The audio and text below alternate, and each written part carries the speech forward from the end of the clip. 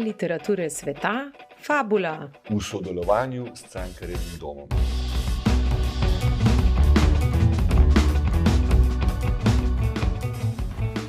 In te si susseguono in pratica sempre un po' le opposizioni. Racconto di madre riguardo il primo incontro di tuo padre, tutti e due non udienti, no? Te l'hanno raccontato in diversi modi. In pratica, come se fosse un destino, te nella vita fai diverse cose, sempre un po' tanto lontano da questo mondo in cui non si sente niente, in cui non ci sta la parola. Sì, io ho sempre pensato, crescendo, che i miei genitori creavano problemi solo per scoprire che quando ho iniziato a scrivere La straniera i miei genitori mi hanno risolto dei problemi, perché io non sapevo se volevo veramente fare un romanzo, una mitologia familiare, scrivere un'autobiografia, e in qualche modo intuivo che sarebbe stato un libro ibrido tra queste due tensioni, no? Tra la parte narrativa, romanzesca della mia vita e quella invece legata, se vogliamo, a dei fatti. Ma cosa erano questi fatti? E quindi i miei genitori mi hanno risolto un problema, perché raccontando in maniera completamente opposta, come dice lei, sulle opposizioni, o in maniera molto diversa, come si sono incontrati per la prima volta. Mia madre dice di averlo salvato da un suicidio, mio padre dice di averla salvata da un'aggressione. Mi hanno in qualche modo tolta dall'imbarazzo della verità. Definirei questo un po' il processo che ha avviato il libro, privarmi dell'imbarazzo della verità e capire che qualsiasi storia poi sarebbe venuta fuori sarebbe stata un rimescolio continuo di tensioni, no? tra il vero e l'elemento finzionale. Per me ogni famiglia in un certo senso è in un caleidoscopio di finzioni, e soprattutto mi hanno risolto un problema sulla lingua, direi, perché io sono cresciuta con questa polarizzazione fra l'inglese e l'italiano, e quindi sempre mi sono sentita chiedere in che lingua sogni, no? Qual è la tua lingua preferita, in quale lingua ti riconosci. E poi mi sono resa conto che c'era questa terza lingua, io la chiamo una lingua rotta, il mercato nero del linguaggio, questo lessico familiare molto privato fatto da una lingua polifonica, appunto, perché quella dei miei genitori, che non sono udenti ma non usano neanche la lingua dei segni, quella dei miei nonni immigrati negli Stati Uniti, che comunque non hanno mai imparato l'inglese ma non sapevano bene l'italiano, quindi si esprimevano in dialetto. Poi c'è stata la lingua che mi ha insegnato mio fratello, che era un italiano molto ortodosso. Io sono in qualche modo il risultato di queste lingue rimescolate, e il libro era un po' una testimonianza di queste forze non necessariamente opposte, però molto caotiche, ecco.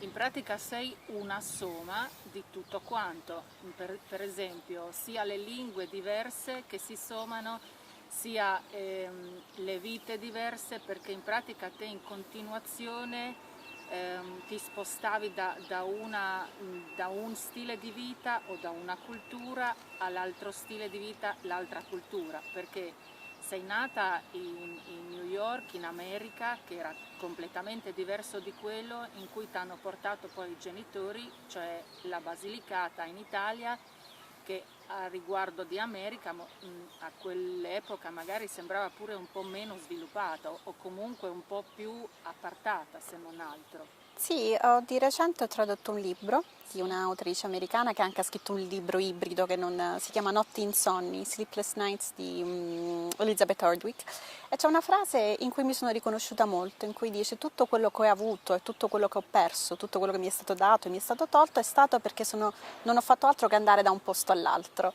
E io ho riconosciuto sia me che mia madre in un certo senso, ma anche le donne migranti della mia famiglia.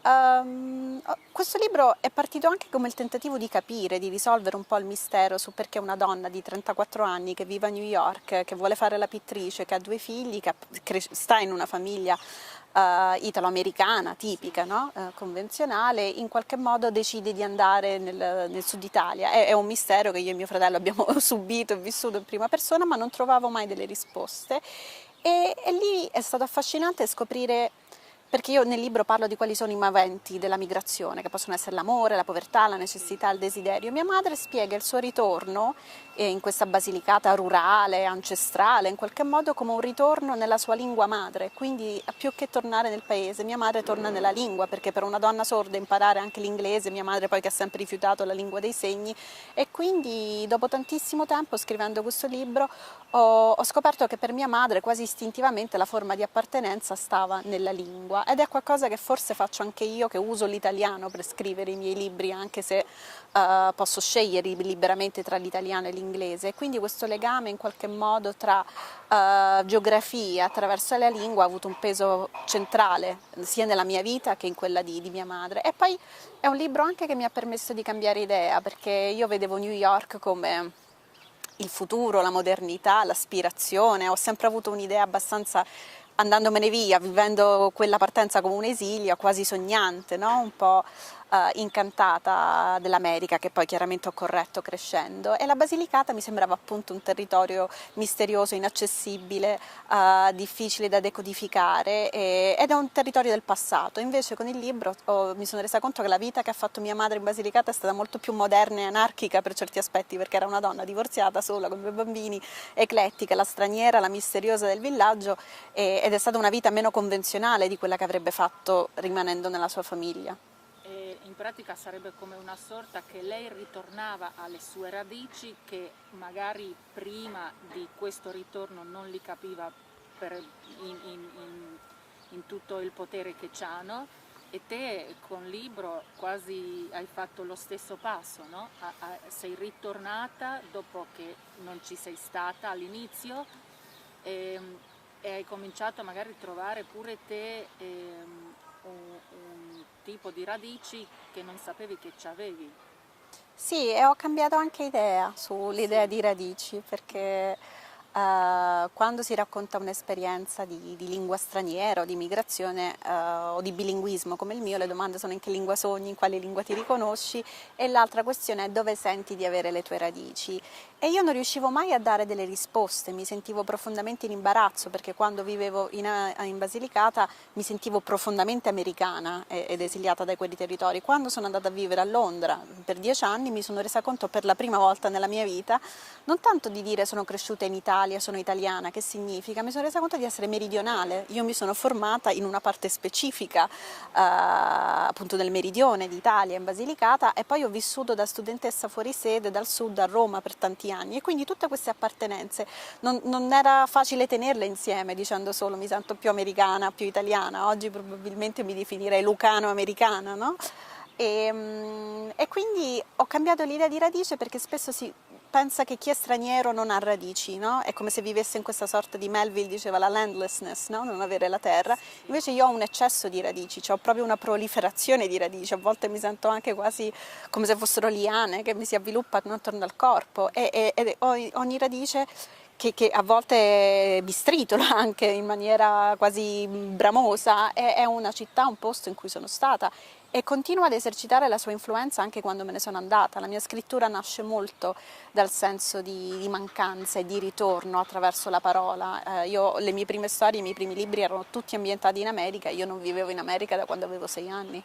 Ma non solo la narrazione, credo pure il tipo che usi per scrivere, oppure come ti muovi in diversi livelli di narrazione, probabilmente derivano da qui, cioè te riesci a fare, non so, sia traduzione che letteratura, che saggistica, no? Fai pure articoli giornalistici, per cui è tutto insieme che ha influito pure su questo, cioè che c'hai più forte anche il tuo essere in tutti questi diversi livelli di racconto. Sì, stavo pensando che quando mi sono trasferita in Italia a 6 anni, Sì. sotto l'influenza di mio fratello, probabilmente perché diceva i nostri genitori si esprimono sempre in maniera sgrammaticata, scorretta, noi abbiamo in qualche modo il dovere di parlare bene, e io mi sono aggrappata alla lingua italiana proprio in maniera feroce, in un certo senso, proprio l'ho aggredita, perché ero convinta che fosse uno strumento fondamentale per farmi largo, insomma per crescere, per diventare poi una ragazza e una donna, e ho avuto sempre l'atteggiamento. Nel libro dico che le parole sono servite per creare un ponte chiaramente tra me e i miei genitori, e anche spiegare delle cose. Quindi io ho fatto attività di interpretariato e traduzione praticamente da sempre, perché avevo questa soglia della casa materna, che uscivo, fuoriuscivo, rientravo, e quindi dovevo traghettare dei significati. Mia madre è stata per tanti aspetti una lingua incomprensibile da tradurre per il mondo, non una lingua straniera, ma spesso incomprensibile, e lo è stata anche a me. quindi forse scrivere questo libro è stato anche un tentativo di tradurre mia madre, ma per me, perché c'erano ancora tante cose che mi restavano incomprensibili, e quindi essendo cresciuta all'interno di una famiglia per cui la lingua era uno strumento fondamentale proprio di esistenza, no? Lo è per tutti, la parola è necessaria a tutti, però in quel caso si trattava veramente di una questione di stare presenti al mondo, no, perché mia madre si vedeva negato il dialogo, si vedeva negato l'ascolto, e quindi io vedevo anche lei in un certo senso come era feroce e aggressiva perché cercava di esprimersi, quindi in qualche modo io sono stata scaraventata nel mondo del linguaggio con questo grande tema del bisogno e del delinearsi, no? E del rendersi una lingua comprensibile. Credo che questo ha influenzato poi tutto quello che ho fatto, perché io oltre a scrivere appunto traduco, a volte faccio interpretariato, scrivo di musica, che è una cosa fondamentale perché mia madre non sente, e quindi io sin da piccola sono negata per gli strumenti, sono stonatissima, però volevo prendere parte a quella scena perché volevo restituire qualcosa a mia madre, quindi ero convinta che scrivendo, recensendo dei dischi, raccontandoli attraverso le parole a qualcuno che non poteva sentirli, è stato qualcosa che poi ha influenzato molto il mio modo di fare, la giornalista culturale. In pratica tutto quello che all'inizio sembrava, oppure ti sei sentita come se fossi in disagio, l'hai cambiata proprio in parte opposta, cioè non necessariamente per dire un successo, ma comunque in una convinzione che te riesci a fare nonostante che sei stata nata in un mondo particolare, no? Sì, è un percorso, lo definisco percorso, e non penso che continuerò a scriverne, però sicuramente il libro è stato una tappa nel tentativo di capire. Io volevo proprio studiare come si racconta una vita, come si tiene insieme una vita, per quello ho usato quella frase di Emily Dickinson all'inizio che dice: dopo un grande dolore viene un sentimento formale. Per me formale non era solo sulla distanza, ma proprio sulla forma, intesa nel senso il libro anche cerca di capire come l'arte, no, emancipa dall'isolamento, e quindi per me la scrittura sicuramente è stato uno strumento di quel tipo. Quindi forse quello che a 2 anni di distanza dalla pubblicazione del libro, per la prima volta in lingua italiana, resta ancora profondamente vero il fatto di cambiare idea. Ecco, mia madre per esempio è una donna che, come la racconto, nella prima parte della sua vita tendeva a presentarsi come una vittima in un certo senso, sempre come un carattere molto volitivo, incosciente, outsider, però io ricordo di essere cresciuta con una madre che aveva subito il mondo. E quindi quando tanti anni dopo passeggiavamo per Londra, le ho detto: ma come sarebbe stata la tua vita se non fossi stata sorda? Lei mi ha detto: insignificante. C'era una sorta di valorizzazione dell'esperienza della sordità che non si era mai concessa, e poi mi ha detto: tutto quello che mi è capitato nella vita io l'ho scelto. Ecco, per me quella è stata una rivoluzione, perché era come se passava dalla narrazione proprio al ruolo di vittima al ruolo di una donna libera, e quello ha avuto proprio un grande impatto su come io poi ho costruito la vicenda sia di mia madre che la mia all'interno del libro. Era il tentativo di fare un po' una cartografia di tutti questi cambiamenti. Le autobiografie spesso si sceglie un ruolo, no? I memoir di solito vengono in seguito a delle sopravvivenze, a dei traumi o delle malattie o dei lutti. Ci sono dei memoir bellissimi che raccontano tutto questo, però è come se tu stessi al centro di quella storia con un ruolo fondamentalmente. Io invece qui volevo sparigliare le carte e dimostrare che mia madre stessa non è solo sorda, in alcuni momenti viene vista nella sua sordità, in alcuni momenti viene vista nel suo essere femminista, in alcuni momenti viene vista come un'artista, in altri come una madre. Quindi mia madre è stata tantissime cose e io stessa ho cambiato idea su tutte le cose che lei è. Ancora, anche perché tutte queste tue scelte di cambiare sia i posti geograficamente, cambi anche l'idea verso quello che c'è stato prima, oppure magari pure dopo quello che ci sarà dopo, no?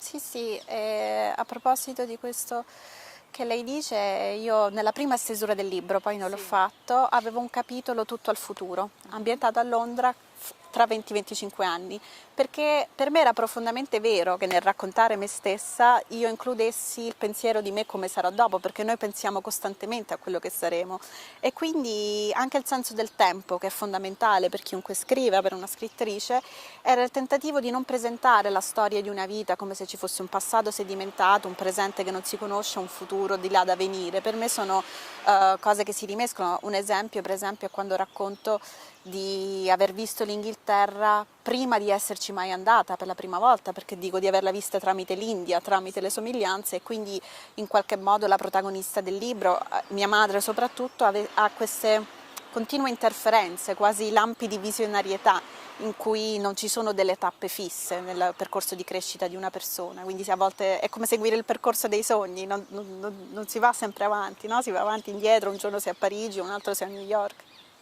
Anche perché il festival quest'anno ha come il titolo "Il futuro sarà la possibilità no?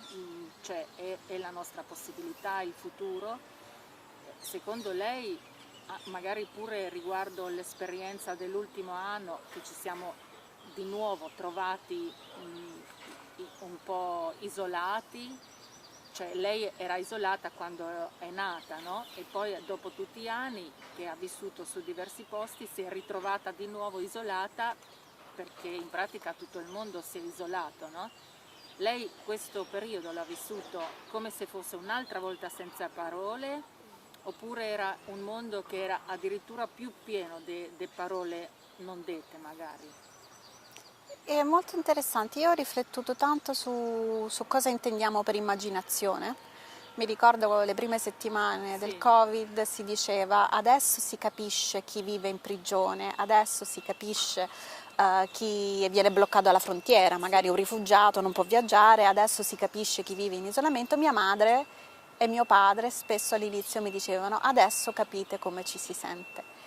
E io ho sentito che in un certo senso era vero, perché mia madre i primi mesi del Covid, come spesso capita a persone che fanno vite da outsider, solitarie, no? Dei survivalisti, anche persone mi raccontano che magari stanno in cliniche di riabilitazione mentale, hanno avuto una sorta di tranquillità, come se dire il mondo collassa e finalmente il mondo mi somiglia, no? E questo mi ha fatto molto riflettere sulle capacità di immaginazione e empatia che abbiamo, quindi io mi sono ritrovata a fare una vita confinata, come quella di mia madre, e però avrei voluto essere capace di sentire il suo dolore, la sua esperienza, a prescindere da uno stato perché quello poi è quello che muove la letteratura, no? La capacità di creare una connessione creativa con i destini degli altri. Quindi quello mi aveva colpito molto, il fatto che all'improvviso era come se venisse proprio forte questa questione di immaginare le vite degli altri a prescindere dalla propria testimonianza.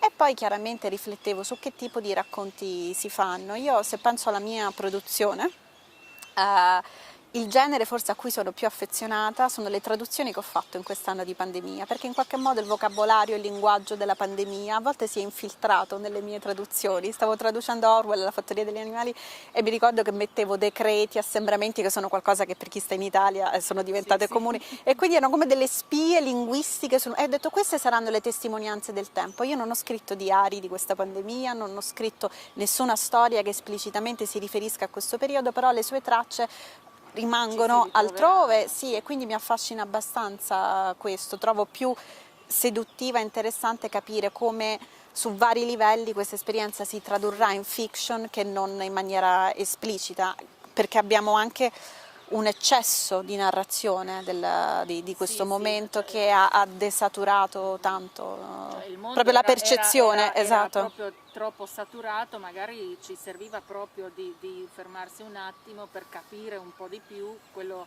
a cui si vuole andare, no? Per cui davvero, secondo lei, cioè, il futuro sarà un privilegio? Io penso che sia un privilegio avere la possibilità di fare un salto creativo. Io stessa che lavoro, opero nel mondo culturale, non riesco più a pensare, ma non lo vivo come una perdita, non lo vivo come un lutto. Penso anzi che questa sia una buona occasione per ripensare per esempio anche i festival in termini di accessibilità. Io amo la presenza, però è anche vero che partecipare a dei festival, viaggiare ha dei costi, spesso ha delle barriere anche fisiche, quindi magari in alcune esperienze culturali che ho fatto in quest'anno mi sono resa conto che sono state più inclusive proprio per questa dimensione qui, e quindi perché non tenere un ibrido, no? Che permette sia la presenza che la distanza, perché non è stata solo oppressiva, è stato qualcosa che ha tenuto in connessione tante persone, e quindi dico questo è un approccio creativo. Se noi viviamo costantemente con l'idea di tutto quello che si è perso e del lutto, e anzi con la foga di ricostruire tutto quello che c'era prima, io credo che c'è una finestra invece in cui ce ne possiamo approfittare. Nel libro parlavo del 2011, no? Quando c'erano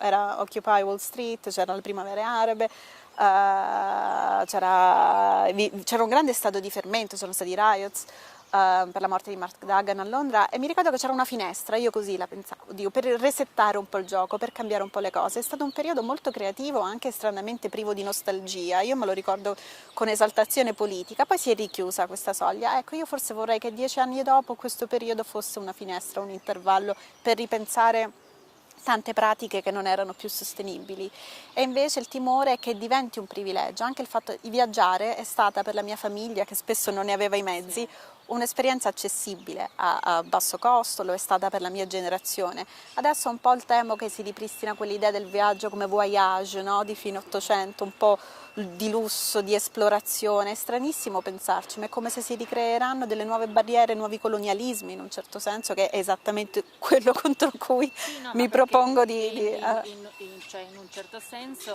le barriere, cioè, adesso veramente ce l'abbiamo parecchie, no? Sì. Però da un'altra parte è anche vero che diverse esperienze che prima erano in pratica una cosa abituale, l'abbiamo capite che magari potessero essere pure più forti di prima, no? Cioè, ci ritorniamo a questi opposti, no? Che magari per la mancanza di qualcosa fisicamente, no? Ci ritroviamo a arricchirsi in qualche altro modo con le cose che erano troppo ovvie prima. Sì, e in questo discorso, ecco, forse mi sono resa conto di un passaggio per me importante, ma credo proprio a livello collettivo. Noi veniamo da tanti anni di riflessione sull'identità, sia da un lato che dall'altro, da posizioni progressiste o conservatrici. C'è stata questa grandissima ossessione per la questione di identità. Io la parola che ho sentito proprio più forte durante lo scorso anno è stata comunità, nel senso che c'è stata proprio, non dico solo riscoperta del quartiere, della piccola rete, però è stata proprio l'idea di astrarsi, emanciparsi un po' dalla propria condizione per trovare delle somiglianze e delle alleanze, delle strategie possibili. Non a caso poi durante l'anno del Covid in America c'è stata tutta la ripresa della questione, no? Dopo la morte di George Floyd, dei movimenti di base, e quindi non mi pareva del tutto casuale che in un momento di grande emergenza collettiva però si portassero avanti dei discorsi di comunità che contengono spesso delle soluzioni e sono delle strutture proprio flessibili, antibarriera in qualche modo, perché anche visivamente l'immagine di dire noi proteggiamo i più deboli, noi facciamo scudo rispetto a delle forze che sono in quel caso di polizia, delle forze aggressive, o anche spesso il Covid in qualche modo, perché c'è anche un discorso di tutelare il più fragile, no? Che questo è stato trasversale. Ecco, io vorrei che questa eredità in qualche modo si rafforzasse e la considero proprio lo strumento fondamentale per evitare che diventiamo tutti in qualche modo inconsapevolmente conservatori. Il messaggio di ripristinare la vita com'era non si ripristina.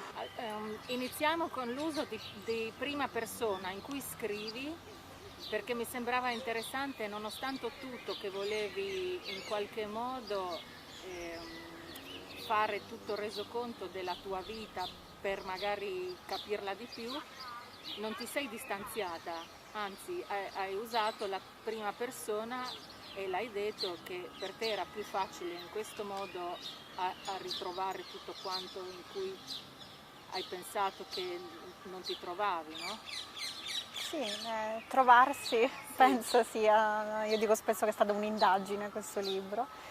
Però ci sono tanti modi di usare la prima persona, tanti modi di usare l'io. Io paradossalmente i miei primi libri sono scritti quasi tutti in terza persona, però con un sentimento, con una immediatezza, con una richiesta di vicinanza e di intimità molto forte. E invece qui ho usato una prima persona in cui mi assumo la responsabilità di me stessa, del mio vissuto, però il tono non è quello tipico di una prima persona, nel senso che crea quello che prima dicevamo di Emily Dickinson, una sorta di sentimento formale. Io volevo parlare un po' delle tracce dopo il dolore, no? Racconto la vita di qualsiasi persona come se fosse una mappa, in cui in qualche modo scrivere di te stessa significa ricordare che sei stata una colata lavica, no? Che quindi c'è stata un'eruzione, poi c'è stato un raffreddamento della lava. Con che voce o che lingua, che tono si racconta questa sorta di raffreddamento? Quindi era un tentativo di ricomposizione. Mi hanno aiutata le prime persone di altre autrici, faccio l'esempio di Olga Tokarczuk, Rachel Cusk, che con la trilogia dell'ascolto in qualche modo c'è questa protagonista anonima che racconta di sé attraverso le vite degli altri, oppure nel libro di Biguni di Tokarczuk appunto si parla di questa viaggiatrice costante attraverso il tempo e l'Europa, no? Nella mitteleuropa, che però fa una sorta di autobiografia di sé con il metodo della costellazione dei frammenti, e questi sono stati per me dei libri, dei testi fondamentali per ripensare un po' la possibilità di raccontarsi attraverso questo metodo che in antropologia, io ho studiato un po' antropologia culturale, è quello dell'osservazione partecipante, come se tu entri a far parte di una comunità, ne studi i costumi, osservi le relazioni, hai delle conversazioni, ma non ti dimentichi mai che tu non fai parte di quella comunità, è proprio nella distanza in qualche modo filologica che si crea una comunicazione. Allora io volevo trattare la mia famiglia come una comunità in cui io ero una viaggiatrice in visita, diciamo. Ma questo è anche una sorta di... Allora, il tuo bagaglio in pratica è pienissimo riguardo all'età che hai, perché hai vissuto in diversi mondi, diverse culture e tutto quanto. Però nonostante questo a te serve sempre di nuovo a prendere le distanze di una località, una cultura, un'esperienza per valorizzarla di più. In questo credo che sia stato importante il mio rapporto tra centro e periferia, in un certo senso.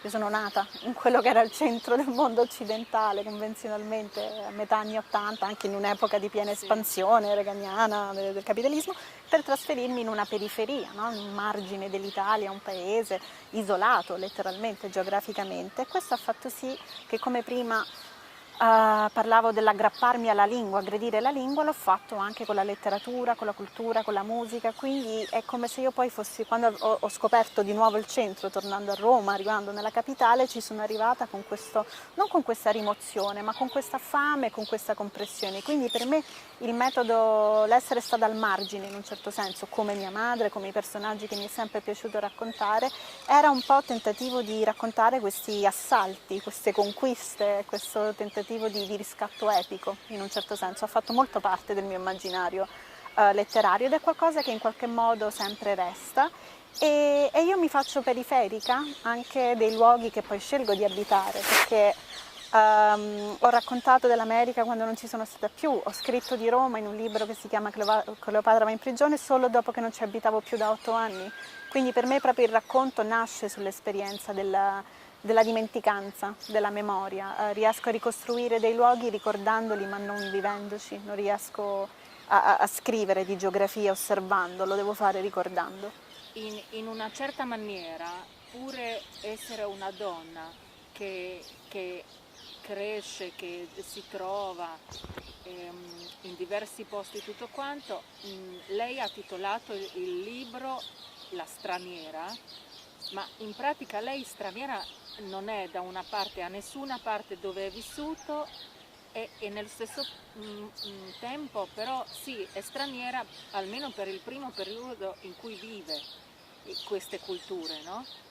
Cioè, quando prende le distanze capisce il valore di quello che lei era, per cui la straniera secondo lei, cioè dal mio punto di vista, per lei la straniera non è mai la straniera nel senso negativo, anzi è sempre arricchita come la persona.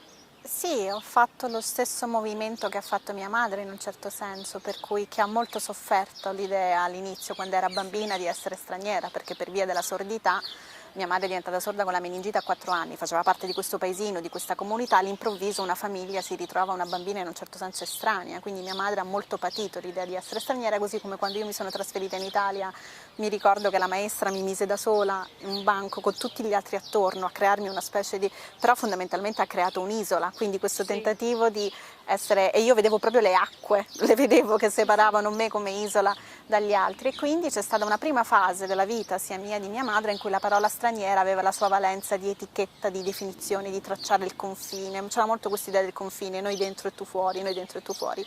Però mia madre poi aveva trovato questo espediente in qualche modo, che spesso quando viaggiavamo negli altri paesi E in alcune circostanze, quando le dicevano che era una straniera, non capivano che era sorda, mia mamma aveva una sorta non dico di orgoglio, però le piaceva quest'idea un po' di imbrogliare gli altri, no? Era un po' un'impostora, una romantica impostora che dice li ho imbrogliati, e io non capivo perché lei fosse così felice della definizione di straniera in quel caso, perché le piaceva in quel momento non essere definita o limitata alla sua disabilità, al fatto di essere sorda, e questo mi ha fatto capire l'ambivalenza della parola, e in qualche modo, dopo aver patito anche a Londra spesso con l'esperienza della migrazione, no? In cui dico che la malinconia si era fatta malattia, no? Io, la mia nostalgia era diventata davvero, davvero cronica, questo disadattamento mi sembrava di aver fallito. Quando noi parliamo della migrazione parliamo sempre della migrazione tendenzialmente, soprattutto a livello mediatico, come success story o fallimento, no? Quindi storia di successo o storia di fallimento, e c'era invece qualcosa che non era né uno né l'altro, c'era una sorta di tentativo di abitudine, no? La migrazione è una conquista progressiva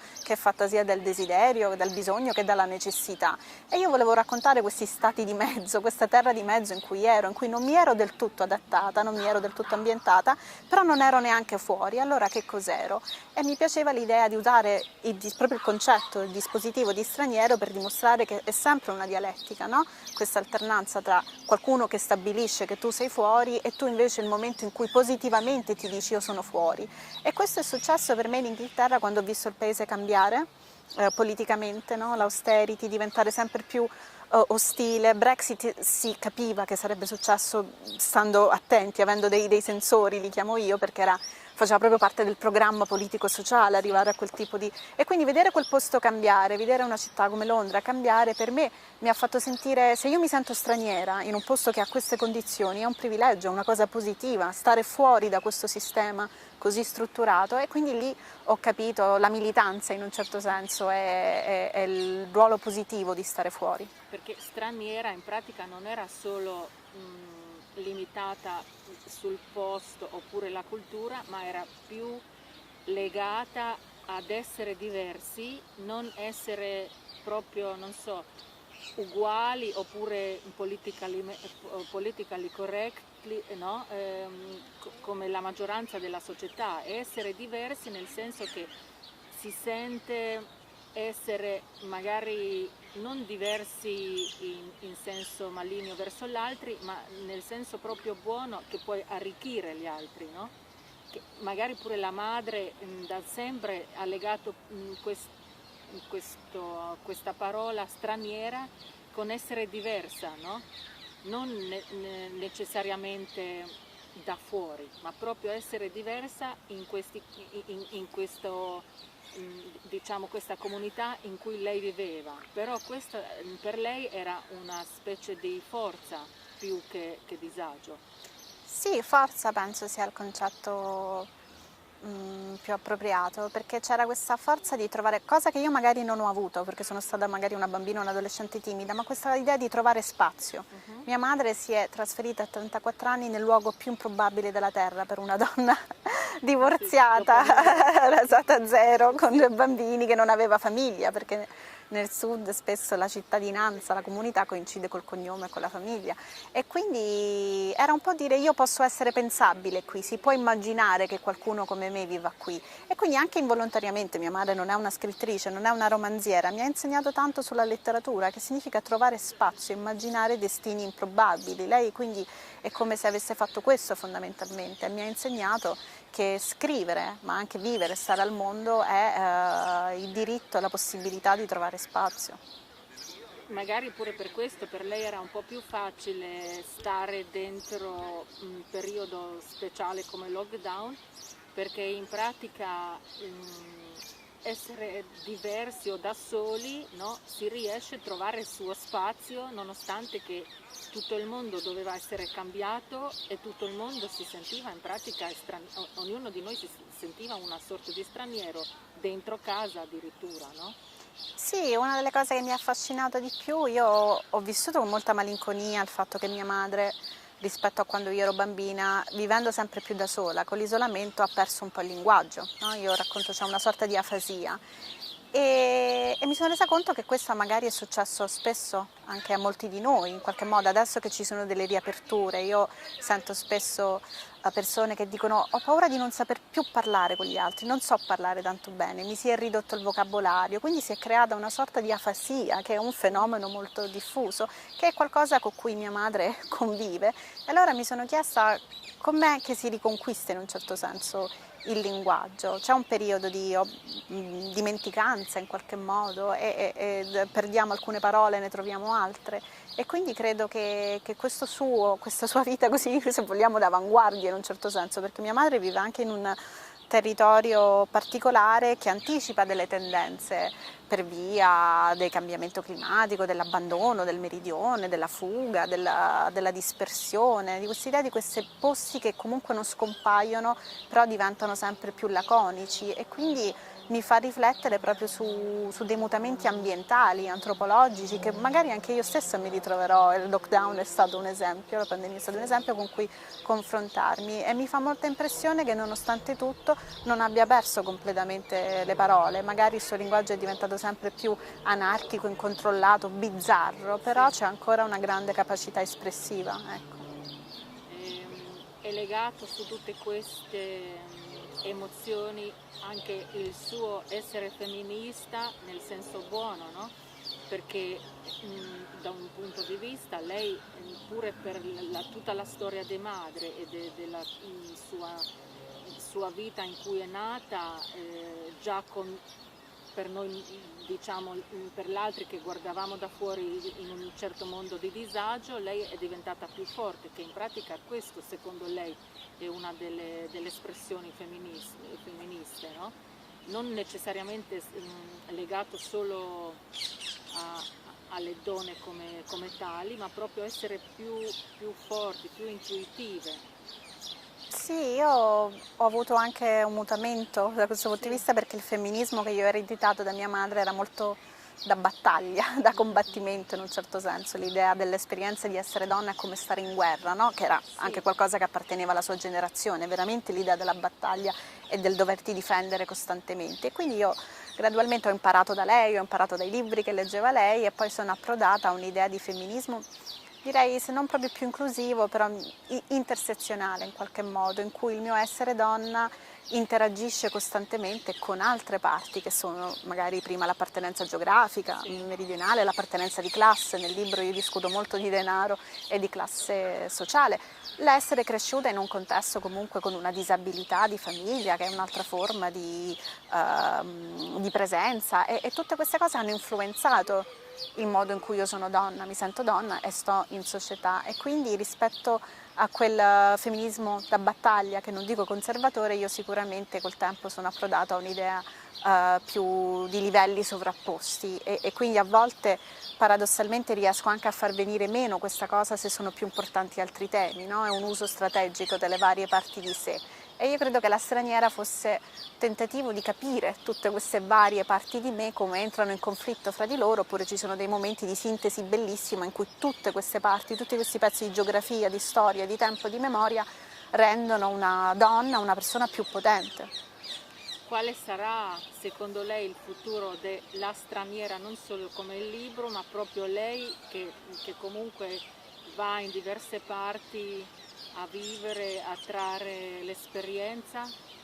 Mi piacerebbe raccontare, io ho sempre scritto di legami familiari, ho sempre scritto del rapporto fra l'io, la famiglia, i legami, le relazioni. Mi piacerebbe esplorare un po' di più, e questo in parte nella straniera lo faccio, nel capitolo su Londra, sulle riflessioni sulla migrazione, esplorare un po' di più il rapporto fra io e comunità, io e rete, e io e collettività. Ecco, l'idea dello studiare, dello scrivere. Dopo il lockdown siamo in periodo perfetto. Esatto, sì, quindi è come passare un po' più da un io a una prima persona plurale, forse, a un noi. Sì. Che in pratica l'esperienza dell'ultimo anno già ha avuto le radici, nel senso che da io, che siamo stati ognuno per il conto suo, adesso dobbiamo c'è un momento in cui oppure relazionarsi verso la comunità. Sì, è interessante capire che parole utilizzeremo per tornare nelle comunità. Vabbè, grazie. Io credo Grazie.